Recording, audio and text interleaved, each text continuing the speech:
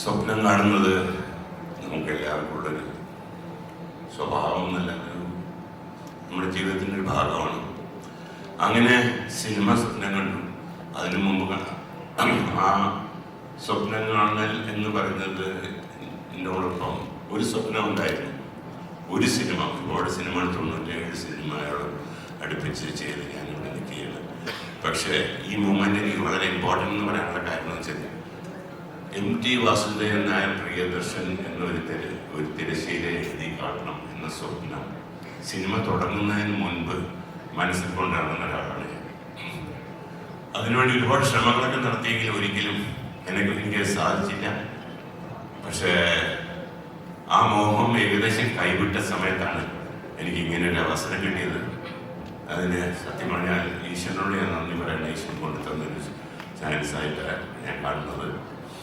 Anyway, അങ്ങനെ ഒരു വലിയ സ്വപ്നത്തിൻ്റെ സാക്ഷാത്കാരം ആയിട്ട് മനസ്സിൽ നിറഞ്ഞ ഞാൻ ഇവിടെ നിൽക്കുകയാണ്. 2 സിനിമകൾ ഞാൻ ചെയ്തിട്ടുണ്ട്. ഇതിൽ ഒന്ന് ശിലാലിഖിതങ്ങൾ, ഓടവും തീരും.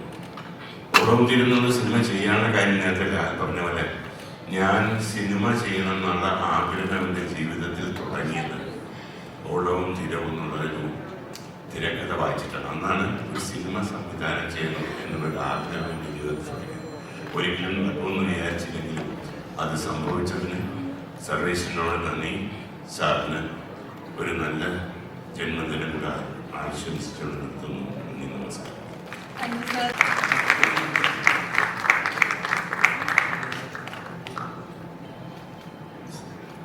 സാർ നമസ്കാരം. MT സാറിനെ വായിക്കാത്ത മലയാളികളില്ല. എൻ്റെയും ബാല്യ കൗമാരങ്ങളെ സമ്പന്നമാക്കിയ സമൃദ്ധമാക്കിയത് കാലഘട്ടം കാലം തുടങ്ങിയ അദ്ദേഹത്തിൻ്റെ ഏറ്റവും മനോഹരമായ കഥകൾ തന്നെയാണ്. സിനിമയിലേക്ക് എത്തിയപ്പോൾ ഏതൊരു സംവിധായകനും ആഗ്രഹിക്കുന്നത് പോലെ MT സാറിൻ്റെ ഒരു തിരക്കഥ സിനിമയാകാനുള്ള ആഗ്രഹവും സ്വപ്നവും എനിക്കും ഉണ്ടായിരുന്നു. പക്ഷേ ഒരിക്കലും അദ്ദേഹത്തിനോടത് ചോദിക്കാനുള്ള ആത്മവിശ്വാസം എനിക്കുണ്ടായിരുന്നില്ല. അതിനുള്ള യോഗ്യത, അർഹത എനിക്കുണ്ടോ എന്നുള്ള ഉറപ്പ് എനിക്കില്ലാതിരുന്നുകൊണ്ട് തന്നെയാണ്. പക്ഷെ അത്ഭുതകരമായിട്ട് അദ്ദേഹത്തിലേക്കുള്ള വഴി എൻ്റെ മുമ്പിൽ തുറക്കപ്പെടുകയാണ്. അതിന് കാരണക്കാരനായത് സദയത്തിൻ്റെ നിർമ്മാതാവായ 7 ആർട്സ് വിജയകുമാറാണ്. ആദ്യമായിട്ട് അദ്ദേഹത്തിനോട് ഈ പ്രോജക്റ്റിനെ കുറിച്ച് സംസാരിച്ചു കഴിഞ്ഞപ്പോഴും അദ്ദേഹം നിർദ്ദേശിച്ചത് ജൂലിയസ് സീസറിൽ ചെയ്യാവുന്നതാണ്. അതിനായിട്ട് അദ്ദേഹത്തോടൊപ്പം ലൊക്കേഷൻ തേടി മൈസൂർ ഭാഗങ്ങളൊക്കെ പോകാനുള്ളൊരു ഭാഗ്യവുമുണ്ടായി. എന്നാൽ അത് ഒരു വലിയ പ്രൊജക്റ്റായിട്ടാണ് വിഭാവനം ചെയ്തത്. മലയാളത്തിലെ ഏറ്റവും മുഖ്യ അഭിനേതാക്കളായ ശ്രീ മമ്മൂട്ടി, ശ്രീ മോഹൻലാലും ഉൾപ്പെടെ ദക്ഷിണേന്ത്യൻ ഭാഷകളിലെ പ്രധാനപ്പെട്ട അഭിനേതാക്കളെ എല്ലാം ഉൾക്കൊള്ളിച്ചുകൊണ്ടൊരു മെഗാ പ്രോജക്റ്റായിട്ടാണ് അതിന് കൺസീവ് ചെയ്തത്. പക്ഷെ അന്നത്തെ മലയാള സിനിമയുടെ സാഹചര്യങ്ങളിൽ അത്ര വലിയൊരു ബഡ്ജറ്റിൽ ഒരു സിനിമ ചെയ്യാനുള്ള ഒരു സ്പേസ്, ഒരു മാർക്കറ്റ് മലയാളത്തിൽ ഇല്ലാത്തത് കൊണ്ട് തന്നെ അത് തൽക്കാലത്തേക്ക് മാറ്റി വെച്ചുകൊണ്ട് MT സാർ തന്നെയാണ് നിർദ്ദേശിച്ചത് നമുക്ക് നമ്മുടെ പരിധികൾ ഉള്ളിൽ നിന്നുകൊണ്ട് ഒരു സിനിമ ചെയ്യാമെന്ന്. അങ്ങനെയാണ് സദയത്തിലേക്ക് എത്തുന്നത്. സദയം ഷൂട്ട് ചെയ്തുകൊണ്ടിരിക്കുമ്പോൾ എന്നെ സംബന്ധിച്ചിടത്തോളം ഞാൻ ഏറ്റവും കൂടുതൽ സമ്മർദ്ദം അനുഭവിച്ച ഒരു ഘട്ടം എന്ന് പറയുന്നത് കോഴിക്കോട് ഷൂട്ട് ചെയ്യുമ്പോൾ സാറ് ലൊക്കേഷനിലേക്ക് വരുന്ന സമയങ്ങളാണ്. എപ്പോഴൊന്നും സാർ വരാറില്ല, പക്ഷേ വരുന്ന ചില മണിക്കൂറുകൾ ഞാൻ ഏറ്റവും കടുത്ത സമ്മർദ്ദത്തിലായിരിക്കും. കാരണം ഞാൻ ചെയ്യുന്നതൊക്കെ അദ്ദേഹം കണ്ടുകൊണ്ടിരിക്കുകയാണ്. ഞാൻ ചെയ്യുന്നതൊക്കെ ശരിയാണോ, അദ്ദേഹം ഉദ്ദേശിച്ചതാണോ ഞാൻ ചെയ്തുകൊണ്ടിരിക്കുന്നതൊക്കെ ഉള്ളൊരു വല്ലാത്ത പേടിയുണ്ടായിരുന്നു. പിന്നീട് ആ സിനിമയുടെ ഡബിൾ പോസിറ്റീവ് മദ്രാസിൽ കാണാനുണ്ട് അദ്ദേഹം എത്തിയപ്പോൾ അതിൻ്റെ ഷോ കഴിയുന്ന സമയത്ത് ഞാൻ പുറത്തേക്ക് ഇറങ്ങി പരീക്ഷയുടെ റിസൾട്ട് അറിയാൻ കാത്തു നിൽക്കുന്ന ഒരു കുട്ടിയെപ്പോലെ നിൽക്കുകയായിരുന്നു. അദ്ദേഹം എന്താണ് പറയാൻ പോവുക, അദ്ദേഹം ഉദ്ദേശിച്ചൊക്കെയാണ് ഞാൻ ചെയ്തിരിക്കുന്നത്. ആ ഭയത്തോടുകൂടി ഞാൻ നിൽക്കുമ്പോൾ അദ്ദേഹം പുറത്തേക്ക് ഇറങ്ങി വരുമ്പോൾ അദ്ദേഹത്തിൻ്റെ ചുണ്ടിൻ്റെ ഒരു കോണിൽ ഒരു പുഞ്ചിരി വിരിഞ്ഞു എന്ന് ഞാൻ വിശ്വസിക്കുകയാണ്. അല്ലെങ്കിൽ ഞാൻ അങ്ങനെ ഒരു ബോധ്യം എൻ്റെ ഉള്ളിലുണ്ടാകുന്നു. അത് അദ്ദേഹത്തിൻ്റെ ആ സിനിമയോടുള്ള അത് കണ്ടതിൻ്റെ ഒരു പ്രതികരണമായിട്ട് ഞാൻ ഏറ്റെടുത്തു. അതാണ് ശരിയെന്ന് പിന്നീട് വർഷങ്ങൾക്ക് ശേഷം പലപ്പോഴായിട്ട് പല ഘട്ടങ്ങളിൽ അദ്ദേഹം പലയിടത്തും പറഞ്ഞ അദ്ദേഹത്തിൻ്റെ വാക്കുകളിലൂടെ ആ സിനിമ അദ്ദേഹം ആഗ്രഹിച്ച പോലെ അതൊക്കെ അത് ചെയ്യാനുള്ള ഒരു പ്രാപ്തി എനിക്കുണ്ട് എന്ന് അദ്ദേഹം പലയിടത്തും പറഞ്ഞതും എന്നെ സംബന്ധിച്ചോളം എനിക്ക് ലഭിച്ച ഏറ്റവും വലിയ അംഗീകാരങ്ങളാണ്. ഇന്ന് ഈ വേദിയിൽ നിൽക്കുമ്പോൾ അദ്ദേഹത്തിന് എൻ്റെ ഹൃദയത്തിൻ്റെ ആഴങ്ങളിൽ നല്ലൊരു പിറന്നാൾ ആശംസകൾ നേരുകയാണ്. ആയുസ്സും ആരോഗ്യവും എല്ലാം സന്ദേശം നൽകട്ടെ. ഇനിയും അദ്ദേഹത്തിൻ്റെ വാക്കുകളും വരികളും നമ്മളെ ആസ്വദിപ്പിക്കട്ടെ. നന്ദി, നമസ്കാരം. പോലെ ആയിരക്കണക്കിന് എഴുത്തിലേക്ക് വരാൻ വെമ്പി നിൽക്കുന്ന ചെറുപ്പക്കാർക്ക് വഴികാട്ടിയ ഒരു പത്രാധിപർ കൂടിയായിരുന്നു MT എന്നുള്ളത് ഈ അവസരത്തിൽ മറന്നു പോകരുത്. ഒപ്പം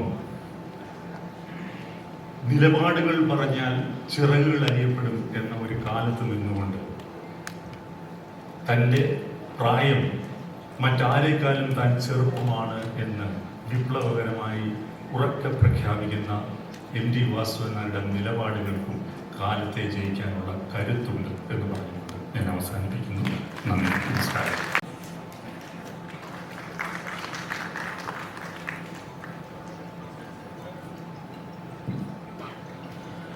ആദ്യമായി വാസുവേട്ടന് പിറന്നാൾ ആശംസകൾ. എല്ലാവരും MT സാർ എന്ന് വിളിക്കുന്ന അദ്ദേഹത്തിന് എന്താണ് വാസുവേട്ടൻ എന്ന് ഞാൻ വിളിക്കുന്നത് എന്ന് സംശയമുണ്ടാകും പലർക്കും. പക്ഷെ അത് ഞങ്ങൾ കോഴിക്കോട്ടുകാർക്ക് അദ്ദേഹം തരാതെ തന്ന ഒരു അനുവാദമാണ്. മനോരഥൻ ഇതിൻ്റെ ഭാഗമായി ഒരു സിനിമ സംവിധാനം ചെയ്യാൻ കഴിഞ്ഞത് ഭാഗ്യമായി തന്നെ കരുതുന്നു. അതും എനിക്ക് പ്രിയപ്പെട്ട 2 കഥകൾ. അതിൽ എനിക്ക് പ്രിയപ്പെട്ട ഞാൻ ഏറെ ആദരിക്കുന്ന മലയാളത്തിൻ്റെ മമ്മൂക്ക അഭിനയിക്കുന്നു. നന്ദി എല്ലാവർക്കും ഈ സമയത്ത് പറയുന്നു. നന്ദി. Thank you sir, thank you so much. അടുത്തതായി MT സാറിന്റെ തിരക്കഥയിൽ സ്വർഗം തുറക്കുന്ന ഭാരതത്തിൻ്റെ ലോകത്തിൻ്റെ തന്നെ സാഹിത്യ കുലപതി വാസുവേട്ടന് ജന്മദിന ആശംസകൾ.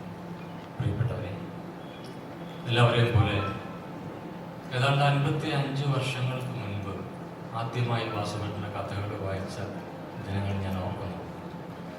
ഓരോ കഥകളും ഇന്നും മനസ്സിൽ മായാതെ നിൽക്കുന്നു. ഓരോ പ്രായത്തിലും ആ കഥയ്ക്ക് പുതിയ പുതിയ മാനങ്ങൾ വരുന്നു. ഇന്നും വാസുവേട്ടൻ എഴുതിക്കൊണ്ടിരിക്കുന്നു നിത്യഹരിത നായകനെ പോലെ. ജീവിതത്തിൽ വലിയൊരു സ്വപ്നമായിരുന്നു. ഞാൻ ഭരതേട്ടനോട് വർക്ക് ചെയ്യുമ്പോൾ ആദ്യമായി ഭരതേട്ടൻ എൻ്റെ കയ്യിൽ തന്ന തിരക്കഥ ഋഷ്യശൃംഗൻ എന്ന പേരിലുള്ള വൈശാലിയുടെ തിരക്കഥ. വാസുവേട്ടൻ്റെ കയ്യക്ഷരം കണ്ട് ഞാൻ കോരിത്തരിച്ചു. ആ തിരക്കഥ വായിക്കുമ്പോൾ മനസ്സിലൂടെ ഓടിയെത്തിയത് ഞാൻ എന്നും ആരാധിക്കുന്ന വാസുവേട്ടനെ കുറിച്ചാണ്. പിൽക്കാലത്ത് വാസുവേട്ടൻ്റെ കൂടെ ആ സിനിമ വർക്ക് ചെയ്യുന്ന സമയത്ത് ഓരോ നിമിഷവും ആ സിനിമയുടെ ചിത്രീകരണ സമയത്തൊക്കെ വാസുവേട്ടനെ ഇങ്ങനെ അതിനോട് ചേർന്ന് പ്രവർത്തിക്കുന്ന കാണുമ്പോൾ അതിൻ്റെ എഡിറ്റിംഗ് സമയത്ത് പോലും കൂടെ ഇരുന്ന ഭരതേട്ടൻ പോലും ഒരിക്കൽ ഏതാണ്ട് പതറിയ നിമിഷത്തിൽ വാസുവേട്ടൻ വന്നിറങ്ങി അതിൻ്റെ ഓരോ അംശവും ഒരു പൂർണ്ണ എഡിറ്ററെ പോലെ എഡിറ്റ് ചെയ്ത് ഇന്ന് നമ്മൾ കാണുന്ന വൈശാലി ആ രൂപത്തിലാക്കി. ഞാൻ അത്ഭുതത്തോടെ എന്നും കാണുന്ന വാസുവേട്ടൻ. ഒരു സിനിമ ചെയ്യണം എന്ന് പ്രിയേട്ടൻ പറഞ്ഞതുപോലെ മറ്റ് സംവിധായകർ പറഞ്ഞതുപോലെ ഞാനും ആഗ്രഹിച്ചിരുന്നത് വലിയ സ്വപ്നമാണ്. ആദ്യം തന്നെ നടന്നാൽ ഞാൻ വാസുവേട്ടനോട് ചോദിച്ചിരുന്നു എനിക്ക് ഇത്തരം കഥ തരണം. തീർച്ചയായും ചെയ്തു തരാമെന്ന് പറഞ്ഞത്. പക്ഷേ എൻ്റെ ഒരുപക്ഷെ എഴുതിയാട്ടം കൊണ്ട് മറ്റ് സിനിമകളിലേക്കൊക്കെ ഞാൻ പോയി. ഇന്ന് ഈ നിമിഷം എൻ്റെ ജീവിതത്തിലെ ഏറ്റവും അർത്ഥവത്തായ നിമിഷമാണ്. എനിക്ക് അശ്വതി ഒരു സ്വാതന്ത്ര്യം തന്നു. ഈ 10 കഥകളിൽ ഇഷ്ടമുള്ള തിരഞ്ഞെടുത്തു. ഞാൻ പറഞ്ഞു എനിക്ക് സ്വർഗം തുറക്കുന്ന സമയം മതി. ഒരിക്കൽ എന്നും കാലത്തെ അതിജീവിക്കുന്ന ഒരു കഥയാണ്. ഒരു കഥാകാരൻ്റെ കഥ ജീവിതത്തിൽ എല്ലാ കാലത്തും അർത്ഥവത്താവുമ്പോഴാണ് അത് മഹത്തരമാകുന്നത്, ലോകോത്തരമാകുന്നത്. ഒരിക്കൽ ആൾക്കൂട്ടത്തിൽ തന്നെ എന്ന സിനിമ പുറത്തിറങ്ങുമ്പോൾ അന്ന് ഏറ്റവും റിലവൻ്റായ ടോപ്പിക്കായിരുന്നു. ഇന്ന് സ്വർഗം തുറക്കുന്ന സമയം വീണ്ടും റിലവൻ്റായ ടോപ്പിക്കായി മാറുന്നു. ഈ ചിത്രത്തിൽ അഭിനയിക്കാൻ വേണ്ടി നെടുമുടി വേണു വരുമ്പോൾ നിയോഗം, നിമിത്തം എന്ന വാക്കുകളൊക്കെ ഞാൻ എൻ്റെ മനസ്സിലേക്ക് വരികയാണ്. അദ്ദേഹത്തെ കണ്ടപ്പോൾ, ആ ശൈലിയിൽ കിടക്കുമ്പോൾ, ജീവിതത്തിൻ്റെ അവസാന രംഗാഭിനയിക്കാൻ കിടക്കുമ്പോൾ എൻ്റെ മനസ്സ് പ്രാർത്ഥിക്കുകയും ഇതൊരിക്കലും അദ്ദേഹത്തിൻ്റെ സ്വർഗം തുറക്കുന്ന സമയമാവരുത്. പക്ഷേ ഒരുപക്ഷെ വേണിച്ചേട്ടനും അറിയാമായിരുന്നു എന്ന് തോന്നുന്നു. അതിന് ചിത്രീകരണ വേളയിൽ മുഴുവൻ ഞാനും മിക്കവാറും അടുത്തിരുന്ന് കാര്യങ്ങൾ ഒഴിഞ്ഞു കൊടുക്കും. പിന്നീട് ആഴ്ചകൾക്ക് ശേഷം അദ്ദേഹം ആശുപത്രിയിലായി.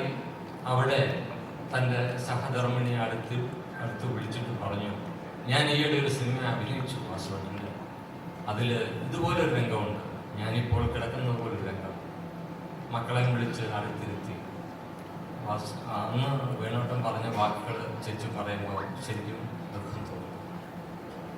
ഏതാണ്ട് നിയോഗം പോലെ വേണോട്ടം നമ്മളെ വിട്ടു പോകുമ്പോൾ സ്വർഗം തുറക്കുന്ന സമയം നമ്മൾ വീണ്ടും വീണ്ടും കാത്തിരിക്കുന്നു. എൻ്റെ മനസ്സിലെ, എൻ്റെ ജീവിതത്തിലെ ഒരുപക്ഷെ ഏറ്റവും അർത്ഥവത്തായ മുഹൂർത്തം ഇതാണെന്ന് ഞാൻ മനസ്സിലാക്കുന്നത്. വാസുവേട്ടൻ്റെ ഒരു തിരക്കഥ സംവിധാനം ചെയ്യാൻ കഴിഞ്ഞതാണ് എൻ്റെ ജീവിതത്തിലെ ഏറ്റവും അർത്ഥവത്തായ മുഹൂർത്തം.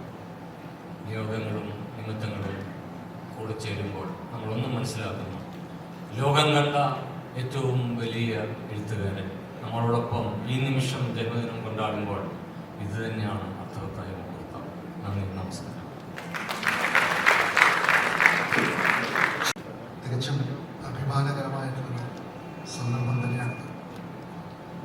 മലയാളത്തിലെ ഏറ്റവും ബദ്ധപ്രതിഷ്ഠതയിലുള്ള ചലച്ചിത്ര പ്രതിഭകളോടൊപ്പം, അഭിനേതാക്കളോടൊപ്പം